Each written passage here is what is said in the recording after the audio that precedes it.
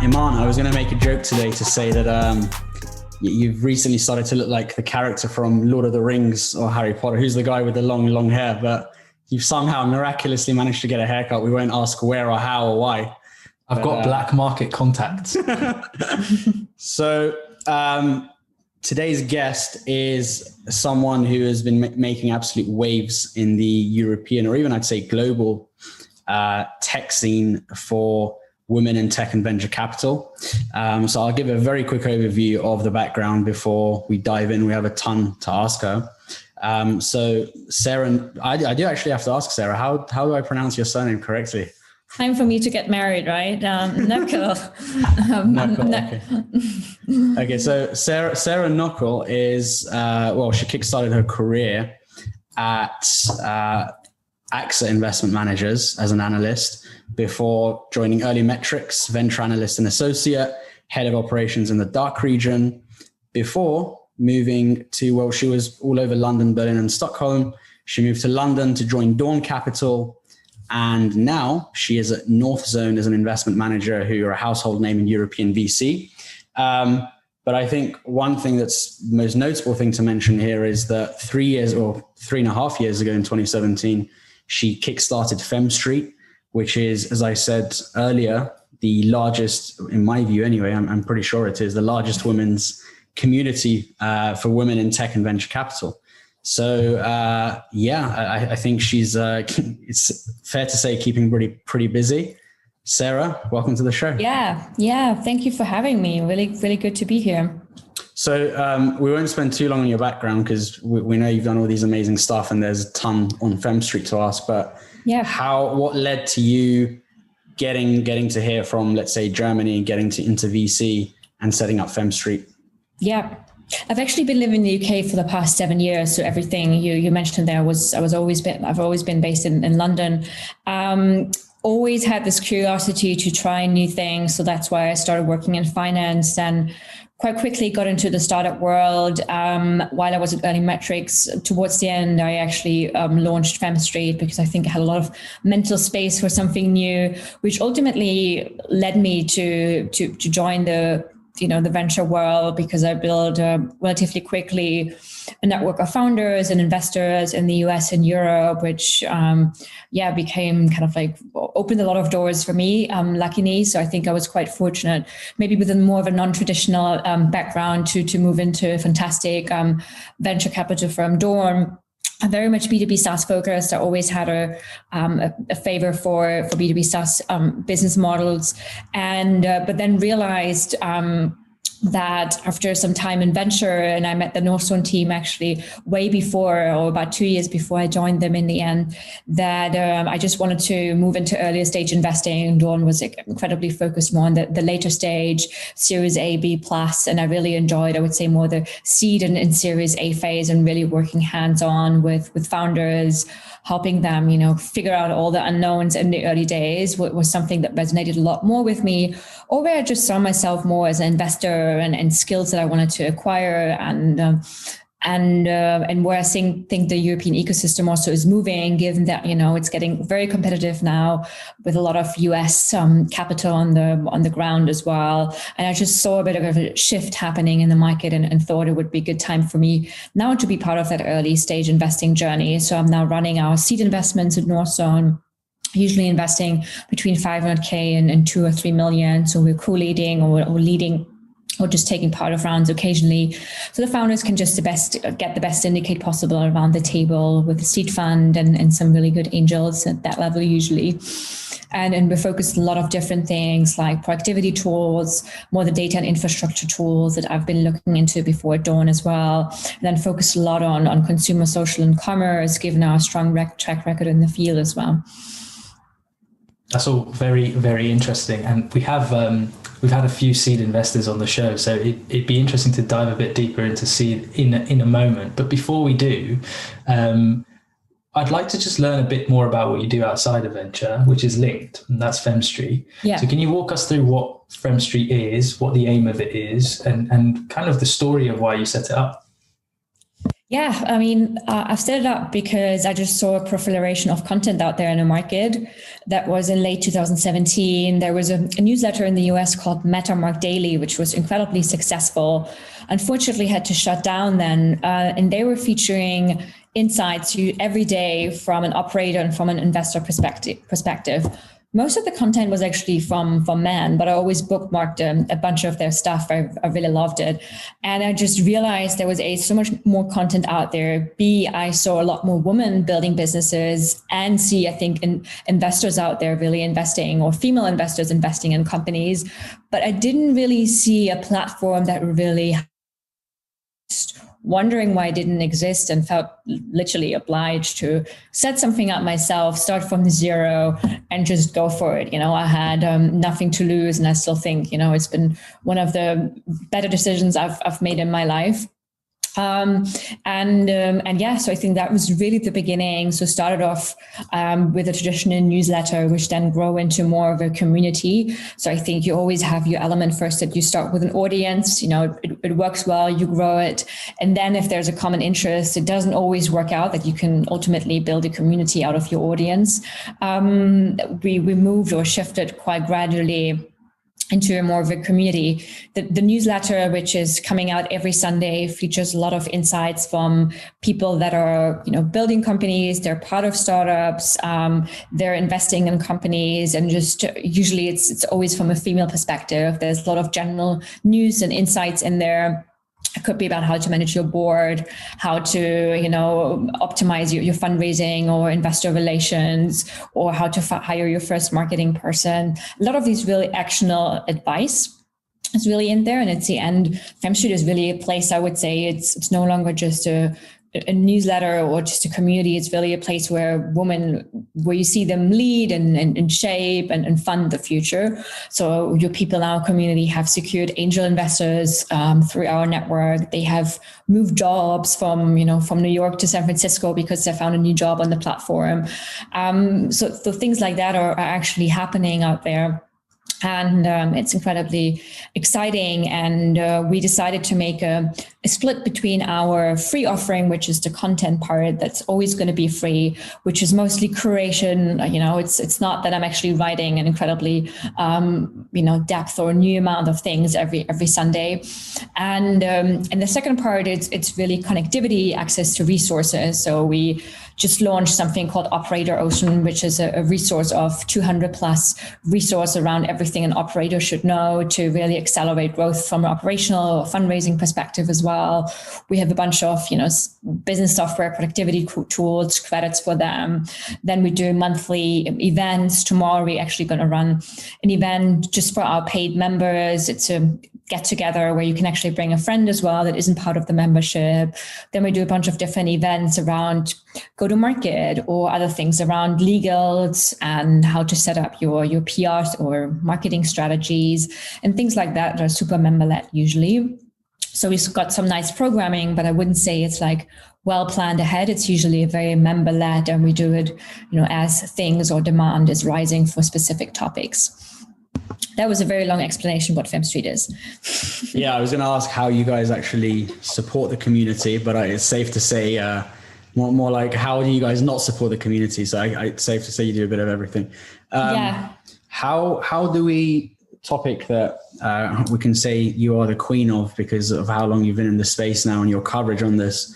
How do we increase fair access for women in tech? And this is off the back of a number of things, which obviously you know about all of them. Atomico's State of European Tech Report in 2020, 60% of women disagreed that European tech ecosystem provides equal opportunity. A number of other metrics that were very eye-opening, and Jesse Draper's article that sort of made a lot of noise. Investing in women isn't an effing charity. Only 7% of decision makers at VC firms are women. 1% of those decision makers identify as Black. 2% identify as Latinx. So how do we increase fair access, and what do we do about this? Yeah, I mean, it's a big, it's not an easy one to answer. My way, obviously, of supporting founders, is through, I think, the work I do with Femstreet, with, I think, sharing a lot of resources, access to the right people in the industry, meaning that, being leaders or investors as well, which I think is one way of doing that. Then you have, multiple different funds, I think, targeted towards more the underserved audiences. So it's not just women. I think, there's a bigger, wider description of maybe diversity or underrepresented founders out there that have a really, really tough time. I think it has helped having a lot more female investors in the team. So we at Northzone have an incredibly diverse team, and it's sometimes a lot easier, to attract more female founders, maybe, since we would have, just relate more closely to what they're maybe building, because it might be something that, it's not something men might be attracted in or like actually know a lot of stuff about. So I think these are all small reasons, and I think we're seeing a bunch of amazing initiatives right now. We've also seen a number of things that I don't think are incredibly helpful. So I try to focus a lot on actionable advice, no fluff things. If you're not contributing or being part of the community actively, you're probably not getting so much out of it. There's a lot of, female founder initiatives that focus more on the shiny, nice things, looking glamorous, but this is not the actual idea of, a female founder. You don't need to have the perfect, nice clothes on, appear in Forbes magazine, to build your business. And you need to have access to the right people and resources and someone open doors for you, essentially, and help you really get there faster if you don't have the network yourself. So I think that's really what matters, and not necessarily like where you're from and where you've previously worked, but I think it's still work in progress, and it's going to take years to really get to more of an equal level. You release a series of, as you said earlier, you release a series of newsletters on Substack. Yeah. And what you did quite helpfully at the end of 2020 was you put together your top 10 hits. Number 4 looks at a really interesting one, which is about women setting up their own funds. So if we take the conversation that you were just giving around actionable advice, what's some advice you'd give to female GPs, those that are aspiring GPs and want to set up their own fund, or want to set up their own rolling fund or syndicate? How do you go about doing that? Yeah, I mean, I think the way, unfortunately, especially also in Europe, how things are working, if you want to set up your own fund, it's not that easy. And there are reasons why, most of the female GPs we've now seen, all the solo GPs as well in the market, it took them some time to raise money, but in most cases, they just have a previous track record of investing, actually. This week, for example, Dana Grayson, formerly, I think, a partner at NEA, she announced her new $140 million fund called Construct Capital, where she will be investing into industrial companies, which is something you definitely haven't seen a lot before, that, a female GP group would come together to invest in industrial companies. And this is something to do with, because you usually have your network, and you kind of like create your niche, or you carve out a niche for yourself and have that niche knowledge, a little bit like Legion, formerly at Andreessen, who then raised her own fund, just focused on the passion economy, Atelier Ventures. And we're seeing, I think, this come up again and again, that people, or even someone like Nathan Benayesh, who worked in VC before, is super, super focused on more the bio side and has an incredible network on the AI community.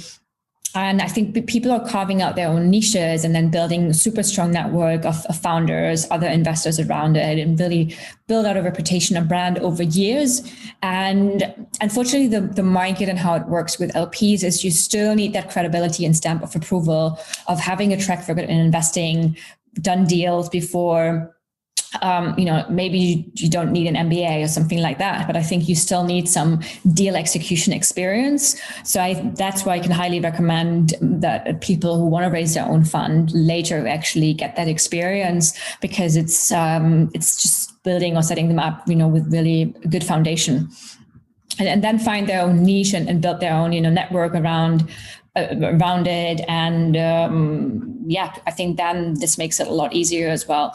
And I think one thing that all of these have in common, you really need to be really good in selling you need to be a salesperson in the end, because in VC, we're all salespeople. You have to sell to founders every day. VCs have to sell to their LPs every day as well. So I think that's really one common thing I see with people. You need to be good in sales and convincing others to also really give you a shot and believe in you and give you money to, to invest in new companies. So I think that's probably a common, thing I've seen among these amazing new female GPs. Awesome. So there's something, so the reason I asked you earlier about fairer access for women in tech, I think a lot of those strategies can be emulated for, let's say, minorities as well. So quick shameless plug, we actually have a community recently started called Minority in Tech, domain being minorityin.tech for anyone that wants to check it out. And that's more of a sort of, I'd say, a non-profit kind of thing, hosting events, let's say Google Campus, etc. But we also have a newsletter, and this is what I want to get onto and ask you about community building. That's separate. We're now moving on to community building, and I feel like you've successfully built and rapidly scaled this community of roughly 15,000 people in 3 years. You've also got a premium membership with a number of paying people. This separate newsletter that we have for people like us, how can we, because right now we have, let's say, a few hundred subscribers to the newsletter, founders, VCs, investors, etc. But how can we sort of emulate what you've done with the sort of premium membership, and anyone that wants to emulate what you've done in community building and adding a monetization layer on top? Yeah. The first 2 years, I basically didn't think about monetization at all. But by design or by chance? Was that because you wanted by chance? Yeah, I mean, I had a full-time job. I never started Femstreet because there was no business purpose behind it, right? It was a pure passion project. The monetization, I think it's incredibly hard because traditionally a newsletter would be monetized with ads. And if you monetize with ads, you can never control your content fully.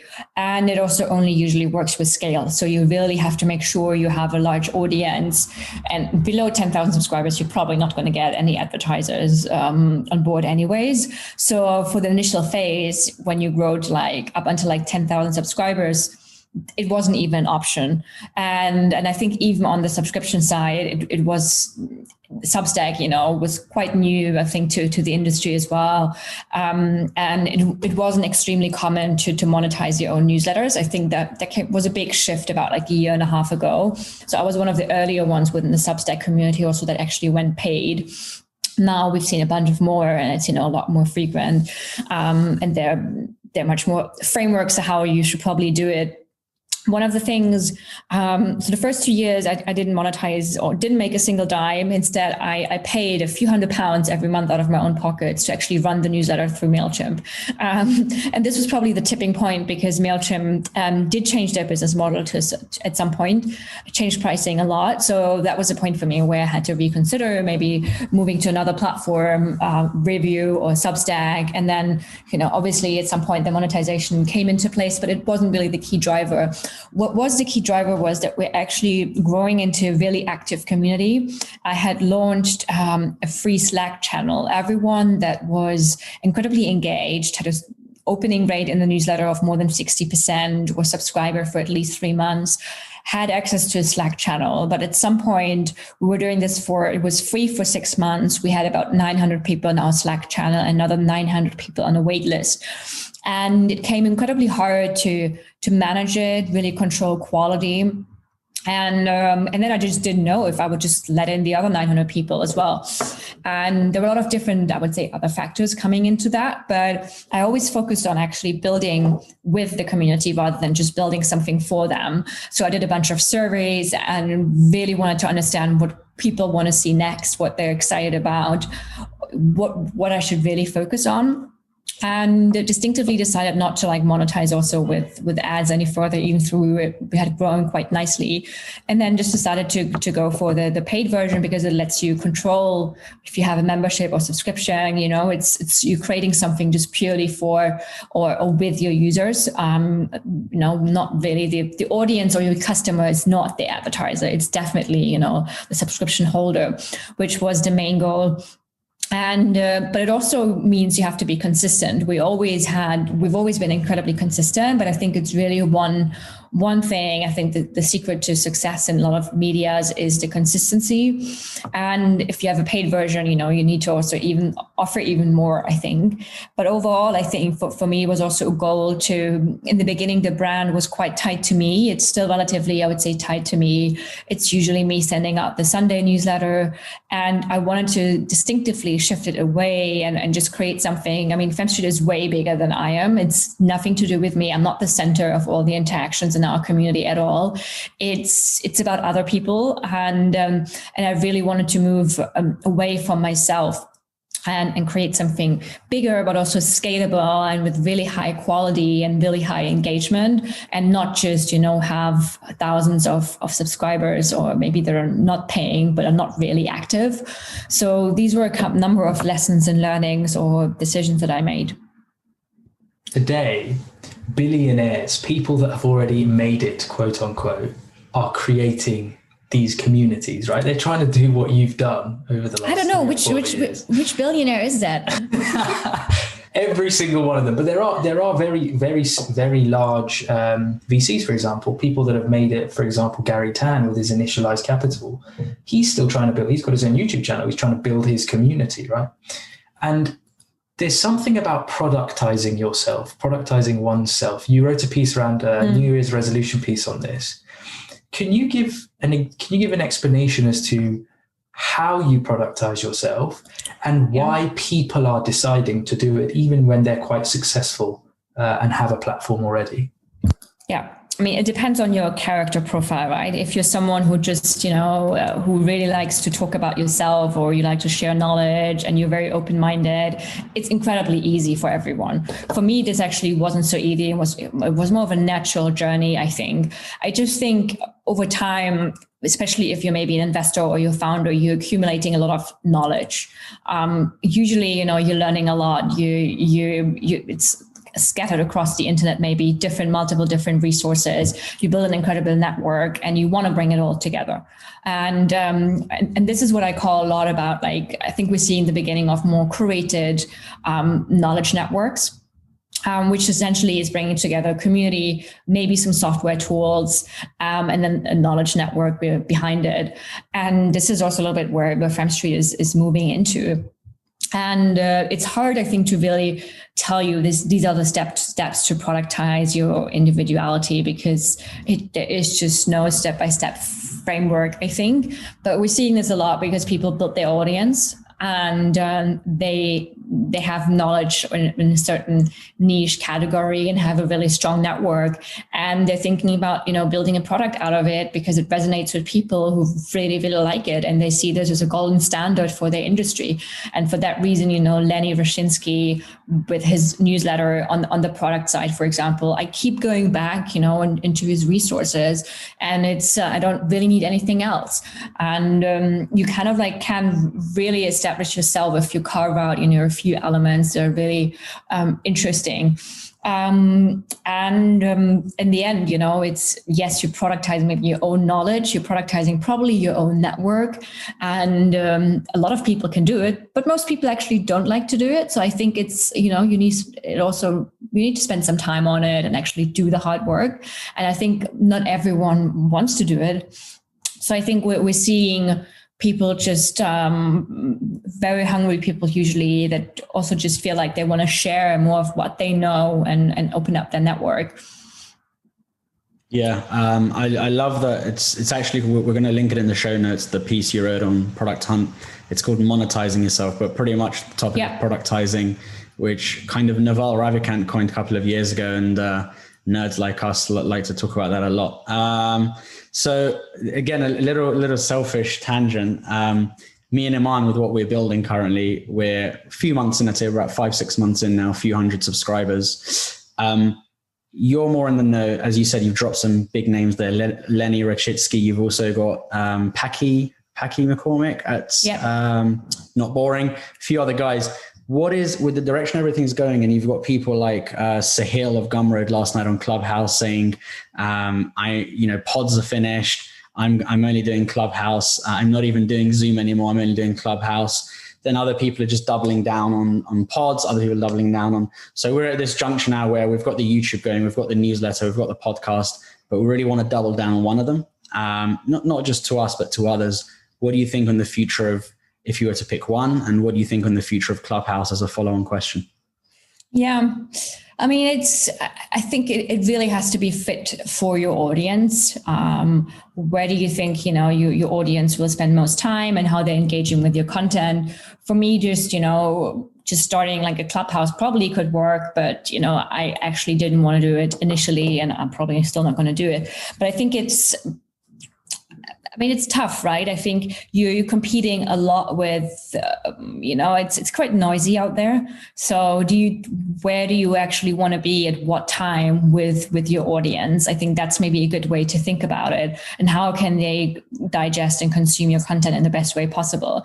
Before, podcasts were always great because I would commute to work and I would always listen to podcasts. Right now, actually, I don't consume podcasts that much anymore because I don't really have time. I have to decide if I want to read, work on my newsletter, listen to a Clubhouse session, maybe in the evening, or maybe take part myself, or, listen to a podcast in the end. So I think it's thinking about, from a consumption pattern from a user, I think can really help you break down where do you think your readers, where you should spend your time on.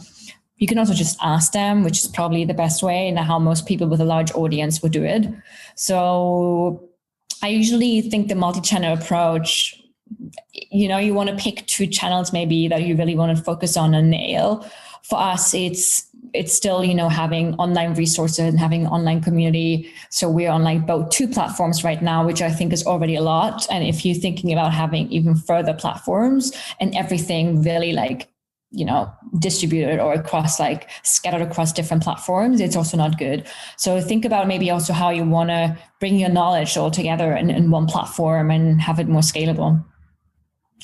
Anthony Pompliano, Pomp, talks about this as well, right? So he in growing his community was like, I'm going to focus 6 months on each one of these specific platforms, and if they grow, they grow. If they don't, I'll push on to the next thing. Yeah.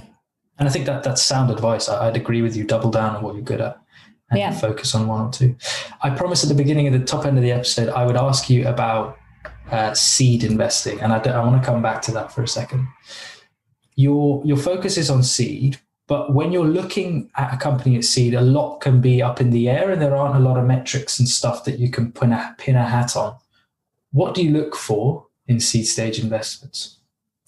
Yeah, I mean, it's really about the team and the early days. So just, I think usually investors feel quite quickly if you're speaking to a founder and you really think, okay, this is exactly the right team for that business. And we're thinking a lot about, there's a lot of chemistry, I think, happening. So storytelling for me is really important, especially, when you don't have any metrics to show. And we spend a lot of time thinking about, can this really be a large business? Even at seed, you really want to make sure you're backing really like large categories. And do the founders also, have the capacity or willingness to build a large business for the next, 8 to 10 years. So I think that's something we look at. And I ask myself a lot, okay, what needs to happen to grow this into like 100 million ARR company, for example? That's one thing.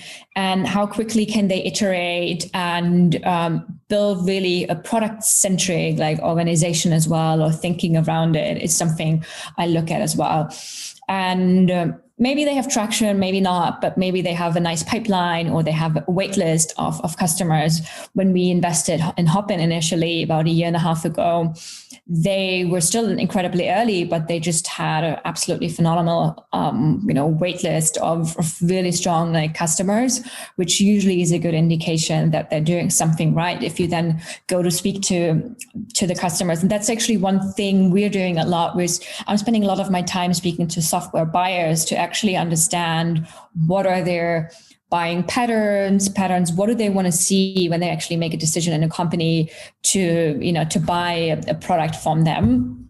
And to really understand, if companies are building the right thing that actually is needed. And that really helps me if you don't really have a good sense about numbers. You have to look into the market and the team in the end. They can figure things out, I think. And also with a bit of capital, you can complement the team and get some really great people on board. But if the market and the team aren't really, aligned, then I think it's pretty hard to succeed. Sarah, very, very quickly, what's your view on, seeing as you're so plugged into European tech and VC, on the sort of difficulties that some claim they're facing versus the US landscape?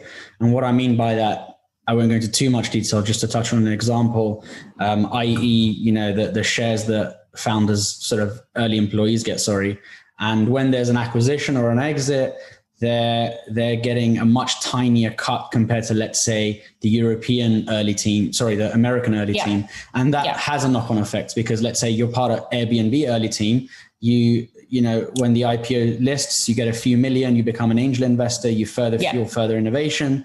And so in Europe, that's one example of how we're still kind of stuck in the dark ages, less IPOs, a lot of less things. What are your views on the future, and what are your views on just high level, how some of the issues can be fixed? Yeah, no, I think, and this has been a big catalyst in why we still haven't seen that many women also investing, because in the US, you actually see a lot more women becoming angel investors because they have been part of these American, tech success stories. And in Europe, you may have seen, decent stories, but they actually didn't have meaningful equity in these companies or stayed maybe long enough to be compensated. In Germany, for example, things have changed a little bit more. They made it a lot more easier with option schemes. I was personally part of a startup myself for 3 years, and it was incredibly painful. I did not benefit a lot from that financially at all, even though I left and got some options. But I would think there's a lot of challenges across different countries. What if, I worked for a French company based out of London with different tax systems and incentives? So I think it's really, really hard in Europe to build something really unified. And it's quite often, a big hurdle for companies. And the reason why even smart people maybe don't go to startups in the end, because it's not really worth for them unless they really have a meaningful, kind of like stake in the company. And especially not for women, because they actually, maybe they're at this point when they actually would do it, they maybe want to have a family. And then the risk isn't really a big reward for them, because they rather stay somewhere where it's more secure than actually joining a company or starting their own one. But yeah. I think the mentality and the ability to think in a certain way plays a role here as well. And you wrote a piece called "The Athlete CEO," which I think is on Northzone's. We've done our digging on you. It's all over my Twitter as well. But yeah, exactly. It's on your Twitter as well, which we'll link in the show notes. You talk about founders working on their weaknesses, which is something that you can learn from athletes. Yeah. Can you just touch on very briefly what that is? And there's an overlap with psycho-cybernetics, which they talk about a visualization. And there seems to be an overlap with that. Can you touch on whether that was part of your thinking as part of writing that? Yeah, I mean, I was an athlete for about 10 years. I had a really harsh coach. I was scared of her most days in the morning, or at least before we started training. And then I was incredibly happy after the training.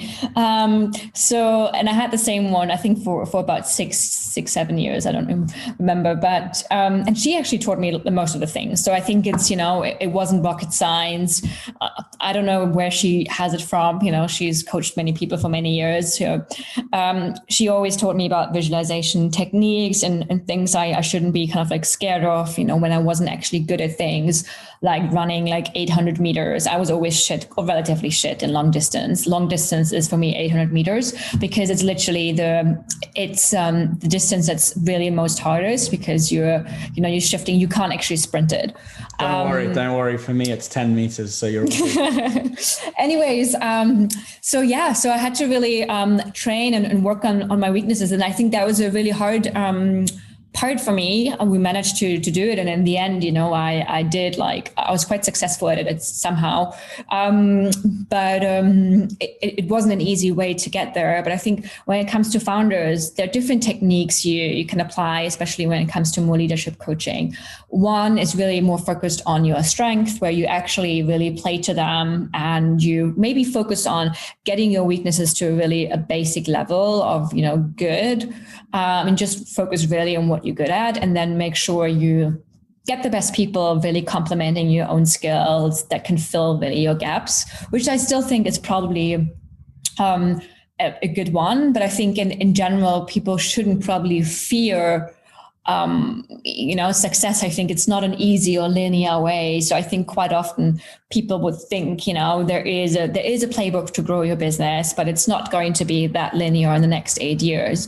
So I think you really need to have, I would say, a coach around you. May this be a leadership coach. Coaches are also I think, investors around you, other founders that really guide you through that, and help you really work out your weaknesses and really face it, because no matter what, I think you will be confronted with them at some point. Yeah, awesome. A lot of the visualization, actually, it does, as Iman said, unlike the book I read, Psycho-Cybernetics. But yeah, and touching on books, as we start to wrap up, something we do normally ask towards the end, because we feel that all high performers do read a lot. I can see some books behind you, a big stack. You also mentioned you like to read almost every night or when you can. So if you were to say, what are your top 3 all-time favorite books in no particular order, fiction or non-fiction? And you're not allowed to say Shoe Dog, because we know that's one of them. Cool. Yeah. I mean, the most, I think I don't really have that many favorite books. Usually it's something, one book that I really, really stuck with me, or it's one of the more recent ones that I have actually read.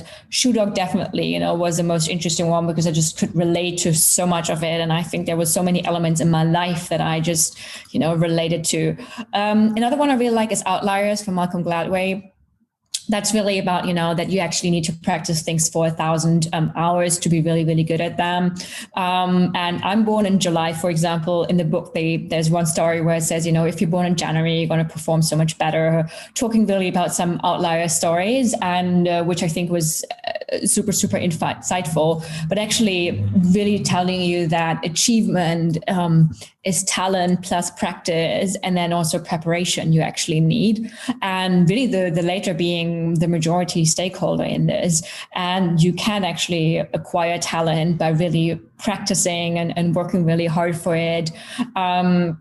But what I think is really hard to acquire is really the consistency and really in kind of like practicing the success. So I think that's the hardest bit, but you need to really stick to it and not give up. So, but we've seen many success stories, or the book really showed many success stories where IQ actually didn't matter that much to a point. It was really just about attitude, which I think was incredibly powerful.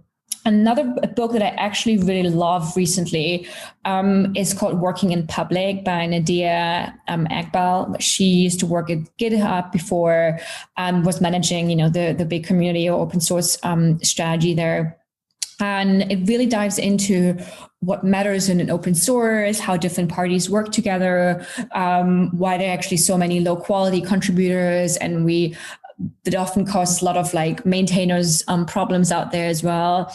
And I think also it relates to a lot of things that are changing right now on social or on the web in general, in which, the public is no longer means that you actually participating in something. We're all online, but it doesn't mean that you're actually contributing to it.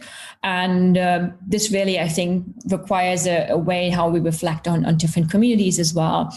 And I think we're seeing a lot of like individuals and not just groups really defining that like generation of content. And I think that I think was really what I liked and where I just could relate too much. I always compare also open source a lot with community building, which essentially, is what we are doing here. And I think there's so many commonalities and what contribution means, participation, how you grow your own community, who actually participants. It's exactly like you would consider open source software. that really fascinates me. And I think that's, I think unfortunately the last months, I haven't read that many other books, mainly just blog posts I have to go through every week to curate Femstreet. And on that note, where can people sign up to Femstreet? And Yeah, it's on substack.femstreet.com, probably the easiest way. You can also go to femstreet.com and then, you get to the other website, but probably it's cool for you to read through some of the other things we've already published and access some of our resources and guides. Awesome. Thanks so much for coming on, Sarah. I really enjoyed this. Any final messages before we wrap up? Yeah, I mean, I think overall, I think the internet, the world is changing a lot. I think 2020 has showed us that we can't really plan so much ahead anymore. But I also think that the way we work with others, the way we present ourselves like online, the way we learn and build is completely changing. And I think now it's a really good time for everyone to decide whether you want to be more of an observer or actually an active participant. So speaking of community building and working on your own projects, I think it's a really good time now. Great way to end. Sarah, really enjoyed this. Thanks so much for your time. Yeah. Thank you, guys. Thank you, Sarah.